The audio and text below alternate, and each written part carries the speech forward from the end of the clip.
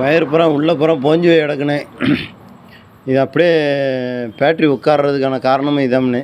Self உட்கார்றதுக்கான காரணம் இது வந்து பேட்ரியில் லைனு. இது வந்து இன்னொரு லைனு, இதுவும் போஞ்சியாக கிடக்கு. இந்த இருங்க இடையில இடையில அங்கங்கே போஞ்சு போய் இருக்குது. மெல்டாகி போய் கிடக்கு. இது போக இன்னும் உள்ள லைன் வந்து எவ்வளோ தூரம் கொடுத்துருக்காங்கன்னு தெரியல. எல்லா வயருமே மோசமாக தான் இருக்குது. இந்த இருக்குல்ல,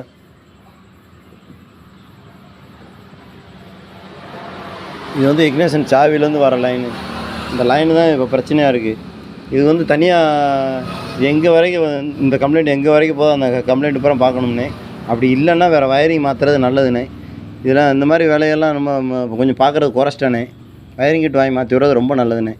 இது வயரிங் பண்ணுறதுக்கு இதெல்லாம் வயரிங்லாம் பிரித்து எடுத்தோம்னா இன்னும் எந்த இடத்துல வரைக்கும் ஆணி வயர் வரைக்கும் எங்கே வரையும் போதும் அது வரைக்கும் எடுக்கணும்னே.